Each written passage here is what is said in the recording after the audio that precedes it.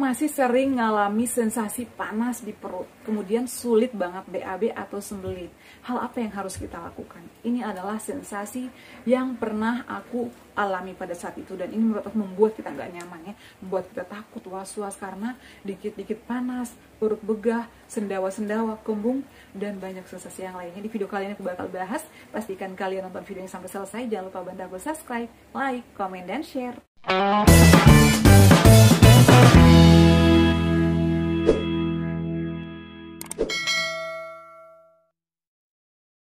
Assalamualaikum warahmatullahi wabarakatuh. Halo semuanya, kembali lagi di channel aku, Adeva dan Bunda. Gimana kabarnya? Semoga sehat selalu ya teman-teman. Di video kali ini aku bakal bahas lagi ya pertanyaan dari kalian semua terkait GERD, asam lambungnya, anxiety, dan juga psikosomatis. Karena asam lambung, GERD, anxiety ini 1001 sensasi ya, bahkan berjuta sensasi karena banyak banget sensasinya ya.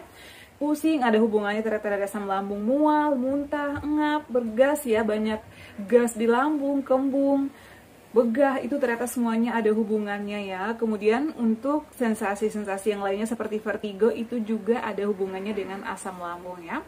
Nah, di video kali ini aku bakal bahas lagi. Kemarin ada juga yang bertanya, Bun, berapa lama proses pemulihan dan juga berapa lama menambah berat badan. Jadi untuk terkait berat badan ini, kalian gak usah khawatir, gak usah terlalu dipikirkan. Yang penting, yang utama itu adalah kalau misalnya sensasinya udah hilang, asam lambungnya itu udah membaik atau udah gak kumat-kumat, itu nanti berat badan kita akan menyesuaikan ya, akan perlahan-lahan juga mulai naik. Karena kalau misalnya makanan yang masuk ke dalam perut kita ya, itu belum bisa dicerna secara sempurna. Jadi yang menjadi daging itu adalah hanya beberapa persen, makanya kita identik dengan kurus ya. Jadi saran aku nggak usah pusing, nggak usah mikirin, aduh timbangan aku kok nggak naik-naik. Intinya adalah yang penting udah nggak ada sensasi, kita udah nyaman beraktivitas ya. Kenapa berat badan kita belum naik-naik? Berarti pencernaan kita masih belum pulih 100%, tapi lama-lama nanti akan pulih. Jadi semuanya bertahap, dan pada saat masa-masa pengobatan ataupun masa-masa pemulihan ini, teman-teman harus tetap menerapkan pola hidup sehat ya, pola makan, pola pikir, dan juga pola tidurnya. Meskipun udah nggak ada sensasi, kita nggak boleh bandel ya. Jangan mentang-mentang, udah nggak panas nih perut aku, udah nggak ada sensasi nih, udah nggak mual nih, aku mau makan, mau yang pedes, mau yang asam, mau yang kecut, mau minum soda, jangan. Jadi itu nanti akan bisa menimbulkan sensasi baru lagi, bahkan itu akan memperburuk keadaan kita, akan menghambat proses pemulihan kita. Jadi meskipun kita udah nggak ada sensasi nih, Bun, aku udah beberapa hari nih nggak ada sensasi, aku boleh nggak makan ini? Kalau mau nyobain misalnya kayak gorengan boleh tapi sedikit, tapi saran aku sebelum makan makanan tertentu ya, atau sebelum konsumsi makanan-makanan yang lain, saran aku makan nasi dulu sedikit, atau mungkin ada pengantarnya seperti tepung garut, air tajin, atau makanan-makanan yang lembek-lembek seperti bubur. Jadi seperti itu ya. Nah oke, di video kali ini aku bakal bahas perut panas ya. Bun, pernah nggak sih ngalamin perutnya itu panas, kemudian sembelit, susah BAB?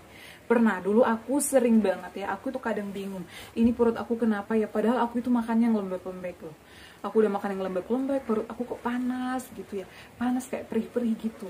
Ternyata memang aku itu ada peradangan di dinding lambung aku ya, dan ini juga bisa disertai sensasi GERD. GERD ini ada hubungannya dengan katup lambung. Jadi asam lambung gitu tuh naik ya, atau cairan atau reflux itu naik ke dada, bahkan sampai ke kerongkongan atau ke esofagus. Jadi kita biasanya menimbulkan panas ya, kayak terbakar di dada sampai di tenggorokan. Aku tuh biasanya panasnya itu di perut. Ini kenapa ya? Jadi hal tersebut karena kita itu ada iritasi, ada peradangan di dinding lambung. Jadi itu adalah yang disebabkan oleh panas tersebut. Kemudian biasanya kembung, banyak gasnya. Kenapa? Karena memang kita ada radang, jadi kita itu gampang masuk angin ya. Karena di dinding lambung kita itu rawan ya, ada iritasi, ada radang. Makanya muncullah sensasi-sensasi panas tersebut. Gimana Bun cara mengatasinya? Kita itu harus makan yang lembut-lembut, makan bubur ya, terapi tepung garut atau air tajin. Jadi makan sering tapi porsinya kecil ya, agar yang luka tadi, kalau misalnya ada luka atau yang radang tadi itu nggak makin parah. Kalau misalnya nih kita nggak isi dan juga kita makannya yang keras-keras misalnya, nggak dikunyah halus, itu nanti bakal makin perih ya.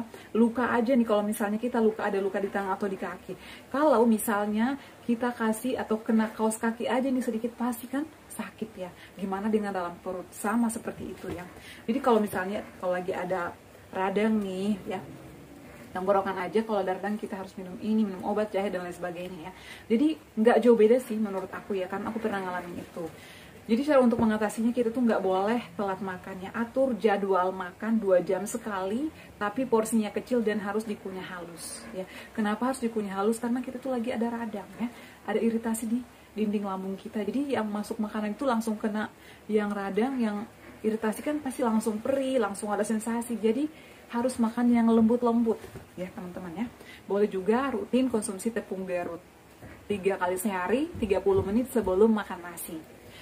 Kemudian selain itu juga teman-teman, perbanyak minum air putih. Air putihnya ini bisa anget kuku ya. Anget kuku ini yang penting anget, asal anget aja, jangan panas, anget ya. Minum sedikit-sedikit tapi sering ya. Pokoknya harus cukup 8 gelas atau 2 liter per hari ya. Agar kita, karena itu bisa menyimbangkan ya, pH-nya itu bagus air ya. Jadi bisa menyimbangkan atau bisa menetralkan asam lambung kita.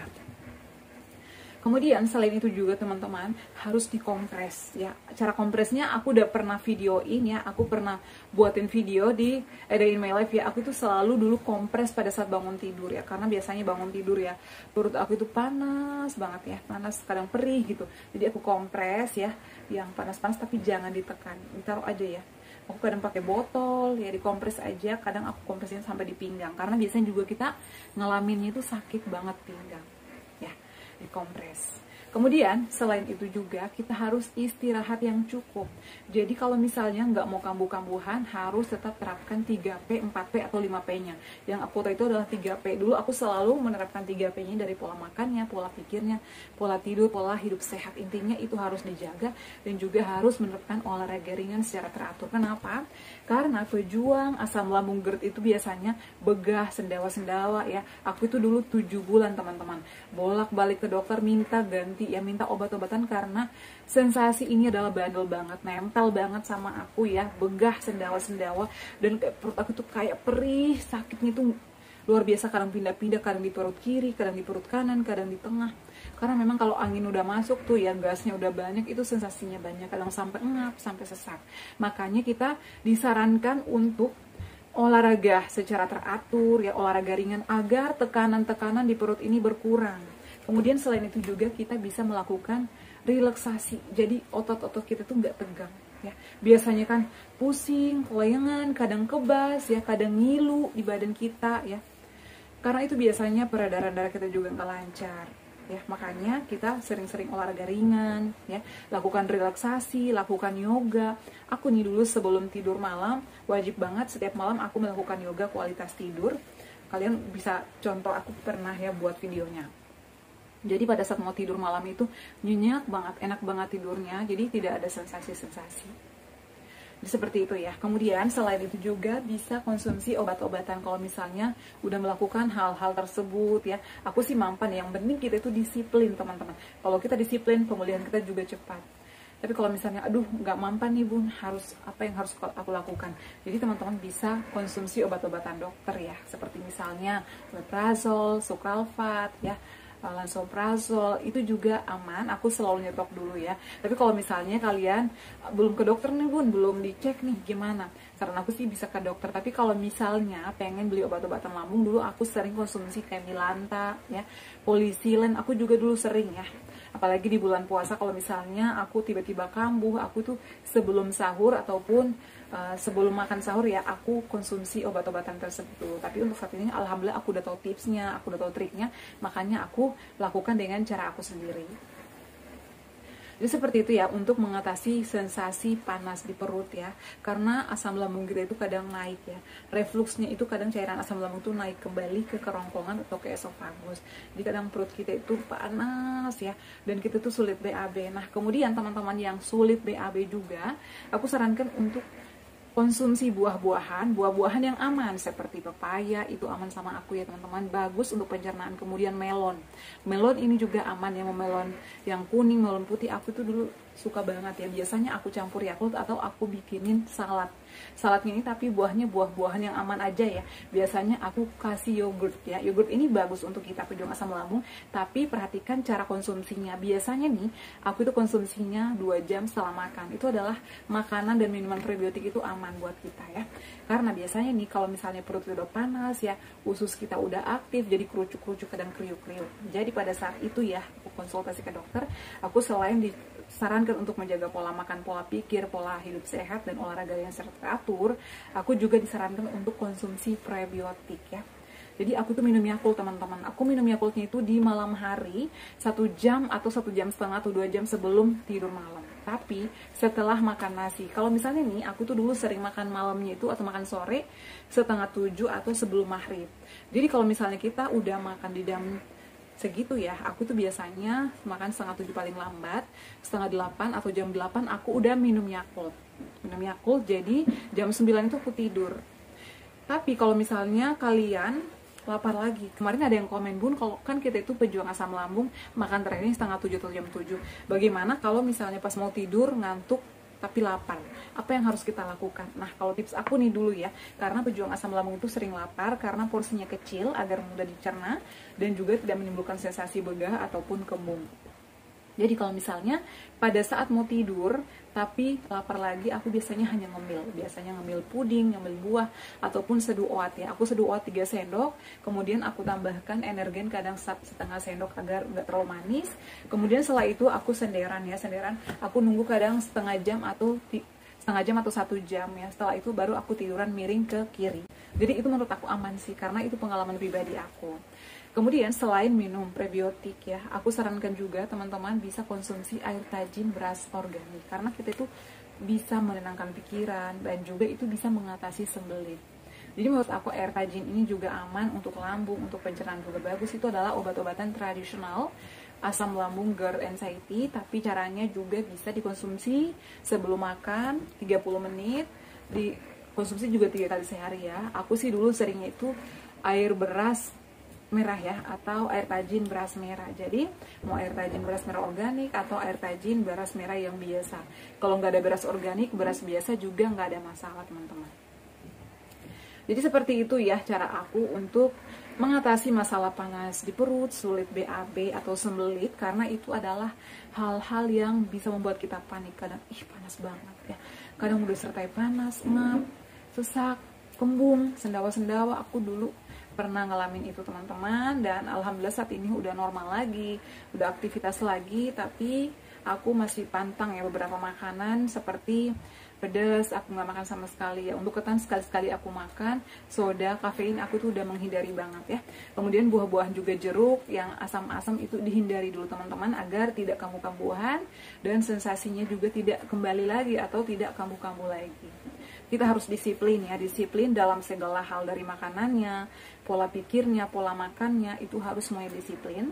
Dan pesan aku teman-teman ya, saran aku juga harus bisa kelola pikiran, kontrol pikiran. Karena meskipun kita udah memantang banyak hal, tapi kalau misalnya pikiran kita masih susah terkontrol, itu sensasinya pasti akan muncul lagi. Aku tuh kalau misalnya panik sedikit ya, sekarang kadang astagfirullah, sensasi-sensasi itu bisa muncul lagi ya. Makanya kita harus bisa cuek, harus bisa mengalihkan pikiran-pikiran negatif itu dengan hal-hal yang menyenangkan seperti hobi kita, hal-hal yang kita sukai, agar kita tetap terbebas dari sensasi-sensasi anxiety ya. Karena itu juga kadang sulit dilawan oleh teman-teman, apalagi yang misalnya kerja di luar kantor. Nah, kemudian saran aku juga teman-teman, jangan terlalu mengangkat beban yang berat ya, karena itu juga bisa menimbulkan sensasi lagi. Karena itu pengalaman aku, meskipun udah dikompres, tiba-tiba ngangkat berat-berat yang beban ya, yang beban-beban yang berat, meskipun sudah dikompres misalnya, tapi ngangkat yang beban berat lagi itu nanti bakal muncul lagi sensasinya. Jadi seperti itu ya untuk solusinya teman-teman, semoga bermanfaat. Dan yang sering bertanya, yang sering komen, terima kasih buat kalian. Selanjutnya aku bakal bahas video apa lagi, boleh komentar di bawah ini. Terima kasih yang selalu setia nonton video-video aku. Semoga kalian juga lekas sembuh, lekas beraktivitas seperti sedia kala. Kalian gak usah takut, gak usah khawatir, asam lambung itu gak ada yang bahaya, pasti sembuh. Yang penting kita mau ikhtiar ya, mau berobat, insya Allah pasti akan diberikan kesembuhan oleh Allah Subhanahu wa Ta'ala. Oke ya, cukup sekian video kali ini. Jangan lupa untuk terus dukung channel aku, Adeva dan Bunda, dengan cara like, comment, share, dan subscribe. Assalamualaikum warahmatullahi wabarakatuh. Sampai ketemu lagi di video-video aku selanjutnya. Bye!